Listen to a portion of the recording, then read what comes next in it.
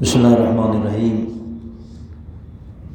الحمد للہ رب العالمین بارئ الخلائق اجمعین والصلاة والسلام علی سید الانبیاء والمرسلین وعلی آلہ الطیبین الطاہرین۔ پیغمبر کی امت جو سب سے بڑی امت ہے، اس کے بارے میں سرکار نے فرمایا تھا کہ قیامت میں 120 صفحیں ہوں گی، جس میں سے 80 صفحیں ہماری امت کی ہوں گی۔ سب سے بڑی امت ہے یہ، اور قرآن نے اس کو خیر امت کہا ہے۔ کیوں کہا ہے؟ اس لیے کہا ہے کہ یہ لوگوں کو اچھائیوں کا حکم دیتے ہیں۔ کہنا اور ہے، حکم دینا اور ہے۔ خالی کہہ کے کوئی گزر گیا وہ ایک الگ مرحلہ ہے، لیکن جب حکم دیں گے آپ کسی کو تو پریشانی بڑھے گی۔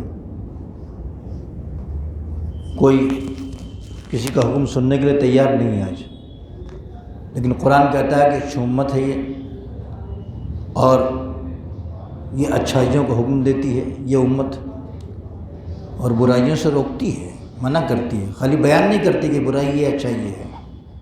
وہ تو کرک مرحلہ، دنیا میں بہت سارے لوگ اچھائی برائی بیان کرتے رہتے ہیں۔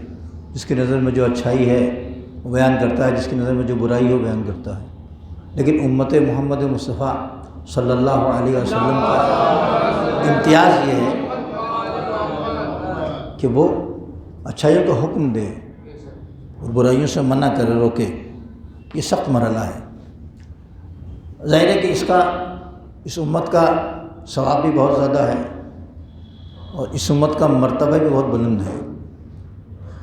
لیکن میں نے آپ کے سامنے جیسا پیش کیا، لیکن کچھ باتیں ایسی پیدا ہو سکتی ہیں جس میں اس امت میں پریشانی آ جائے، تو ظاہر ہے کہ صحیح طبیب وہی ہے کہ جو بتائے انسان کو کہ کہاں کہاں کون کون سے چیز آپ کو نقصان کر سکتی ہے۔ صرف تعریف نہ کر دے، صرف دوا ہی نہ دے دے، بلکہ دوا دینے کے ساتھ ساتھ وہ احتیاط بھی بتائے کہ اس سے پرہیز کرنا، اس سے بچنا، اس سے بچنا، اس سے بچنا۔ یہ امت قیامت تک رہے گی، اور دوسری امت اب نہیں آئے گی، اس لیے کہ کوئی دوسرا نبی اب نہیں آئے گا۔ قدرت نے اس کے لیے انتظام کیا ہے قیامت تک کا۔ پہلے پیغمبر تھے، انبیاء آتے رہے تھے، آخری نبی کے بعد انبیاء نہیں آئے، لیکن قدرت کی طرف سے ہدایت کا سلسلہ ختم نہیں ہوا ہے۔ ہدایت ہے موجود، اس لیے کہ ہدایت کی ضرورت ہمیشہ انسان کو ہوتی ہے۔ اب ہدایت کس طرح کی ہونی چاہیے؟ رسالت کے ذریعے ہو کہ نبوت کے ذریعے ہو کہ امامت کے ذریعے ہو، یہ پہلے دن ہم نے طے نہیں کیا تھا، لہذا ہم طے نہیں کریں گے۔ پہلے دن اس ضرورت کو قدرت نے طے کیا تھا کہ نبی آنا چاہیے، کہ رسول آنا چاہیے، کہ امام آنا چاہیے، کہ کون آنا چاہیے، کہ کوئی اچھا نیک آدمی ہو وہ کرے ہدایت۔ یہ ہمارے طے کرنے کی چیز نہیں ہے، لہذا انسانوں میں سے کبھی کسی نے یہ طے نہیں کیا کہ ہادی کیسا ہوگا اور ہم بنائیں گے اس کو۔ وہ بتائے گا کہ ہادی کیسا ہوگا اور وہ بنائے گا ہادی کیسا ہوگا۔ لہذا اس نے انتظام یہ کیا کہ ہم امت کو جو بہترین تحفہ دے کے جا رہے ہیں وہ قرآن ہے، ہمارے ارشادات ہیں، اہل بیت ہیں۔ اہل بیت کیا کریں گے؟ نیا دین نہیں لائیں گے، وہ نیا دین نہیں لائیں گے، دین کے محافظ ہیں وہ۔ جو پیغمبر دین دے گئے ہیں، جس کی تشریح کر گئے ہیں، یہ تشریح کریں گے، تفسیر کریں گے اور محافظت کریں گے اس کی، بچائیں گے اس کو۔ یہ اگر کہیں خطرہ ہوگا تو زبان سے، قلم سے، اپنے چاہنے والوں کے ذریعے، اپنے خون سے اس دین کو بچائیں گے وہ۔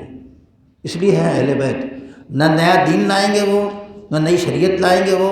ہاں، دین کی حفاظت کرنے والے کا نام اہل بیت ہے، اور اسی لیے پیغمبر نے فرمایا تھا کہ دیکھو گمراہیاں بہت پھیلیں گی، امت بکھر جائے گی، لیکن اس بکھری ہوئی امت کو سمیٹنے والی دو چیزیں ہیں، وہ تم کو چھوڑ کے تمہارے درمیان میں چھوڑ کے جا رہا ہوں، تم کو دے کے جا رہا ہوں۔ ایک قرآن ہے اور ایک ہمارے اہل بیت ہیں، جب تک ان کے دامن سے تم متمسک رہو گے تو گمراہی تمہارے پاس نہیں آئے گی۔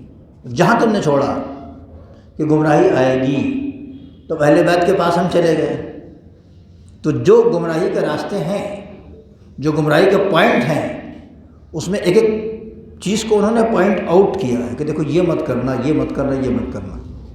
جب ہم صحیح معالج کے پاس پہنچ گئے، صحیح رہبر کے پاس پہنچ گئے، تو صحیح رہبر صحیح رائے دے گا، صحیح مشورہ دے گا۔ اور یہ بھی یاد رکھیے گا کہ صحیح آدمی اور شریف آدمی دشمن کو بھی غلط مشورہ نہیں دیتا ہے۔ لہذا کہیں مشورہ اگر آپ کو ملے کہ فلاں نے فلاں کو مشورہ دے دیا، تو یہ مت سمجھیے کہ دوست کا دوست کو مشورہ ہے۔ شریف اگر انسان ہے تو دشمن کو بھی صحیح مشورے دیتا ہے۔ درود پڑھیں محمد والے۔ چونکہ خود صحیح ہے، غلط نہیں ہے، شریف ہے، لہذا وہ سب کچھ چھوڑ دے گا، دنیا چھوڑ دے گا، اپنی سہولتیں چھوڑ دے گا، مگر شرافت کا دامن نہیں چھوڑے گا۔ کوئی بھی آئے گا، اپنا آئے، بیگانہ آئے، دشمن آئے، دوست آئے، مشورے کے لیے اگر آئے گا، جیسے تاریخ میں اگر کہیں مشورے آپ کو ملتے ہیں تو اس کا مطلب یہ نہیں کہ دوستی کی بنا پر مشورہ ہو رہا ہے۔ آنے والا دوست ہے کہ نہیں وہ جانے، اس کا ایمان جانے، اس کا دین جانے، اس کا دھرم جانے، اس کا دل جانے۔ لیکن اگر شریف آدمی کے پاس پہنچا ہے وہ، تو شریف نے ہمیشہ شرافت کا مظاہرہ کیا ہے اور صحیح مشورہ دیا ہے۔ یہ تو عام شریف کی بات کر رہا ہوں۔ ہمارے ائمہ تو وہ ہیں جن کا نام لے کے، جن کی سیرت سمجھ کے اور پڑھ کے لوگ شریف بن جاتے ہیں۔ وہ ایسے ہی ہے، وہ ان کا کردار اتنا روشن، اتنا تابناک ہے کہ دوسروں کی زندگیاں جو تاریک ہوتی ہیں روشن کر دیتا ہے وہ کردار۔ تو انہوں نے جگہ جگہ ہمیں راستہ دکھایا ہے اور بتایا کہ دیکھو یہ کرنا اور یہ نہ کرنا۔ میں نے آپ کے سامنے پیغمبر خدا صلی اللہ علیہ وسلم کی احادیث مبارکہ میں سے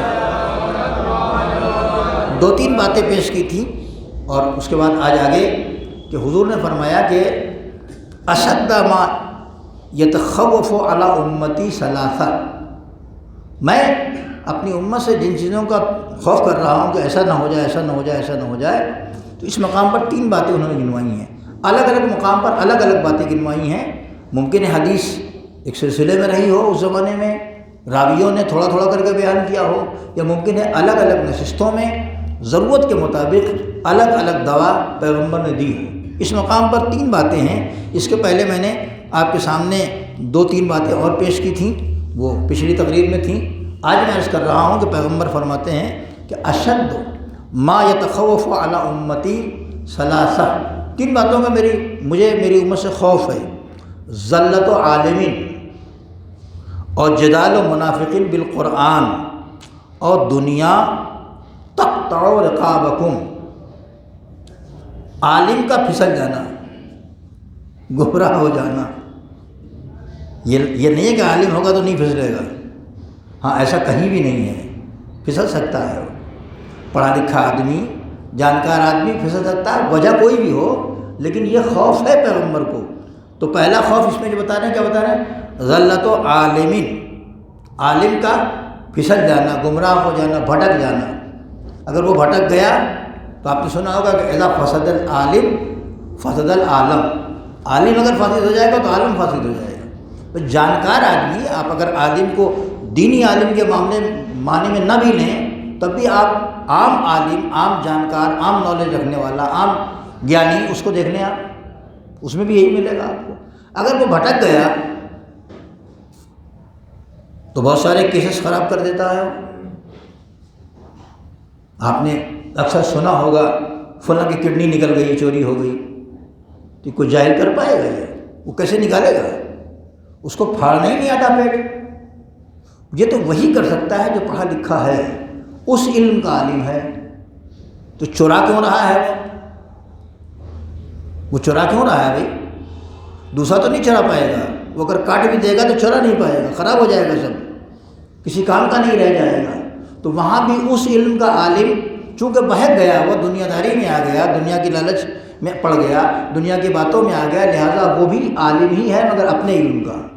اگر وہ گمراہ ہو گیا، میں عام مثال دے رہا ہوں، اگر وہ گمراہ ہو گیا تو پریشانی ہو سکتی ہے، جائے کہ علوم آل محمد کا عالم اگر کوئی ہے، اور بلند تو اگر اس نے صحیح حاصل کیا ہے تو اسے گمراہ ہونا ہی نہیں چاہیے۔ لیکن اگر وہ بھٹک گیا خدا نخواستہ، جس کی مثالیں بہت ساری دنیا میں ہیں موجود، تو اب پیغمبر کو اس عالم سے خوف ہے جو بھٹک جائے، گمراہ ہو جائے، پھسل جائے۔ اور جدال منافقین بالقرآن، اور مجھے خوف ہے، بہت زیادہ خوف ہے، پیغمبر فرماتے ہیں منافق کے جدال سے۔ وہ بحث کرے گا، باتیں کرے گا، دلیلیں دے گا، کیسے دے گا؟ بالقرآن، وہ قرآن سے دلیلیں دے گا، تو وہ خطرناک منافق ہے۔ جب آپ کسی کے سامنے قرآن پڑھ دیں گے تو زیادہ علم نہ رکھنے والا یا سمجھدار آدمی نہیں ہوگا، وہ تو بھٹک جائے گا کہ یہ قرآن پڑھ رہا ہے، اور جو عالم ہوگا فوراً سمجھ جائے گا کہ صحیح دوا کا غلط استعمال کر رہا ہے۔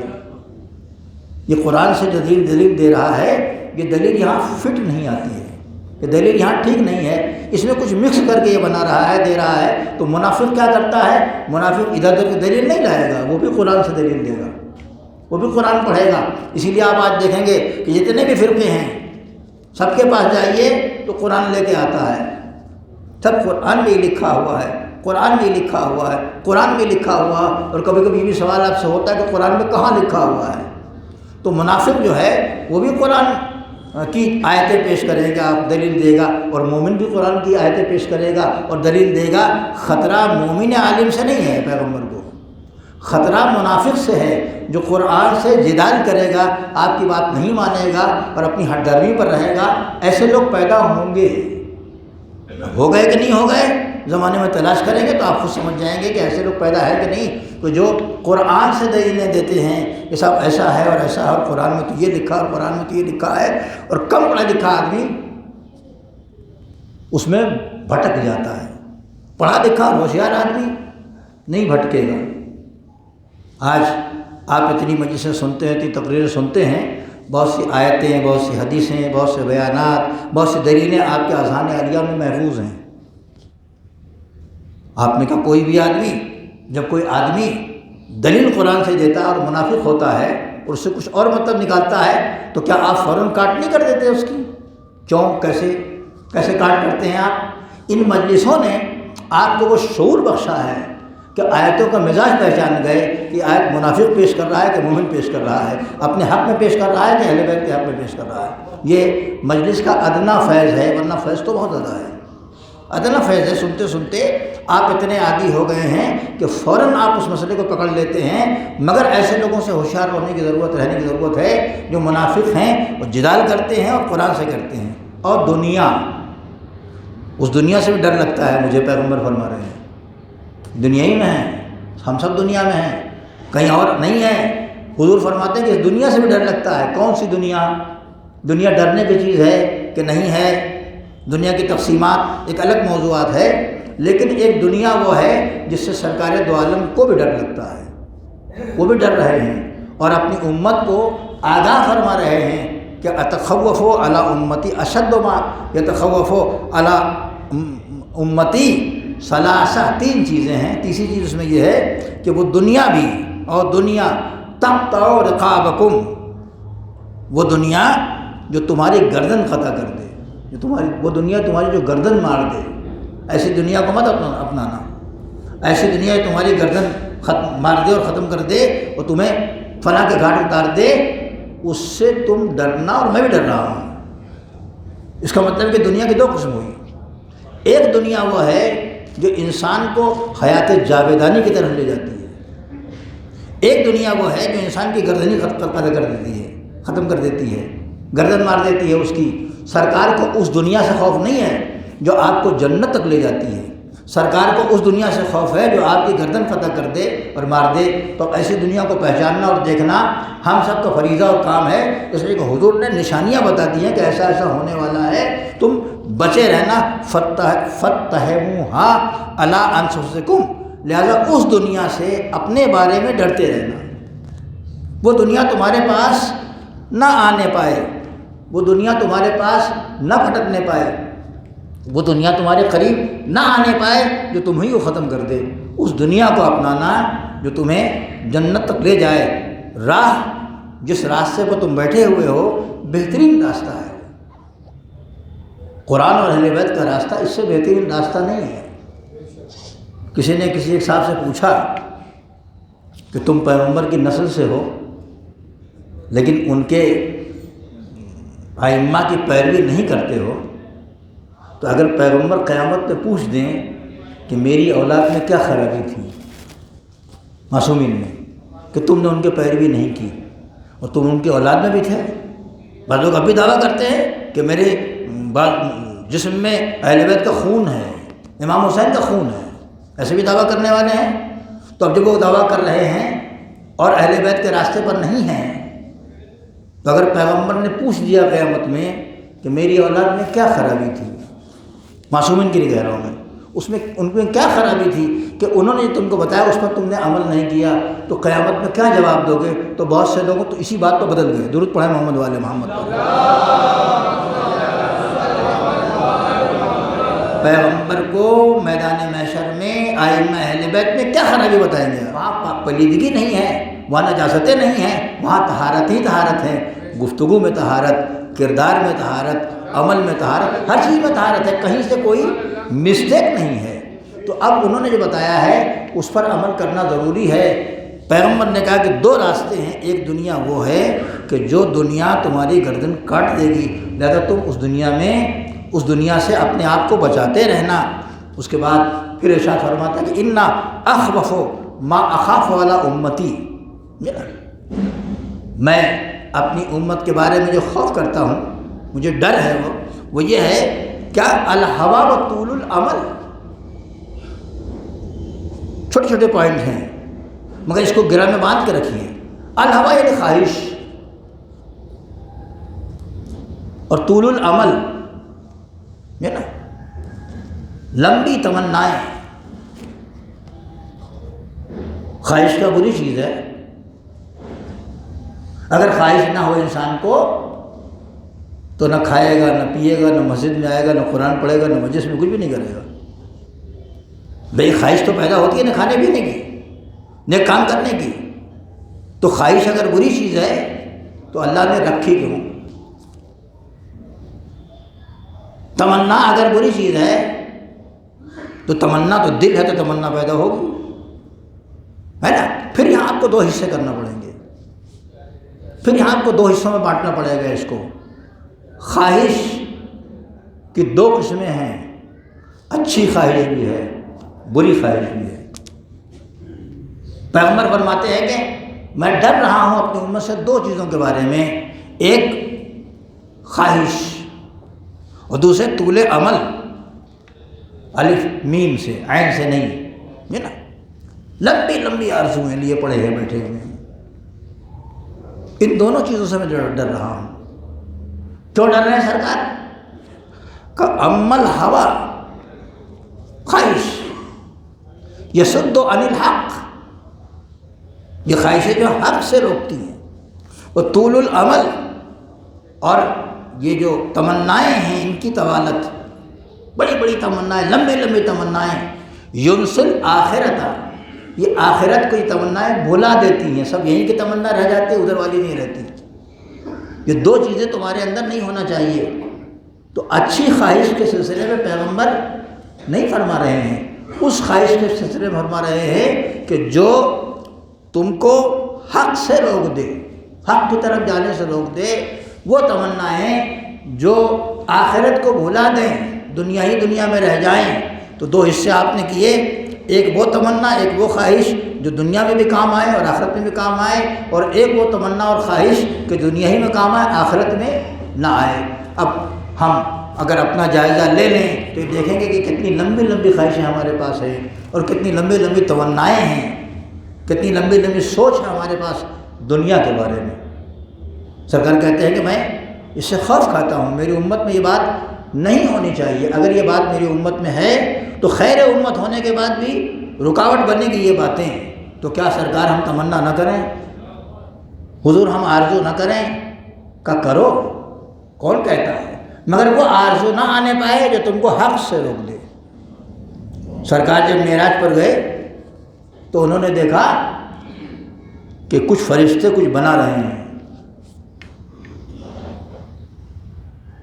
جیسے گھر بناتے ہیں لوگ یہاں، ویسے وہ کچھ بنا رہے ہیں وہاں۔ تو تو جبریل ساتھ ساتھ تھے. انہوں نے پوچھا کہ اے جبریل یہ کیا کر رہے ہیں فرشتے؟ کل حضور یہ جنت تعمیر کر رہے ہیں، جنت بنا رہے ہیں.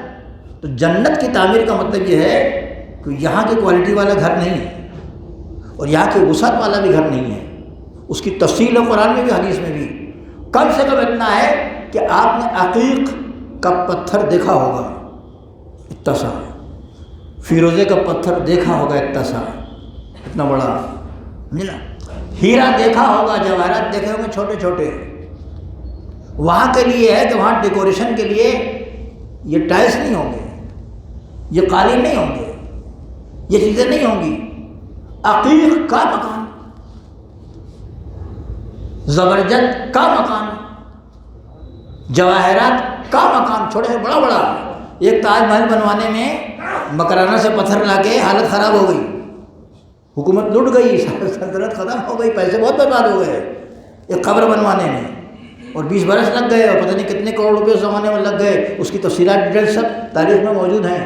ایک چھوٹا سا بنانے میں، وہ بھی سفید پتھر مکرانہ سے جو آیا تھا، اس میں یہ حالت ہو گئی کہ خزانہ خالی ہونے لگا. بیٹے ناراض ہو گئے کہ اس نے تو بڑا پیسہ خرچہ کر دیا اس میں. یہ سب تاریخ کے داغ ہیں جو تاریخ میں موجود ہیں.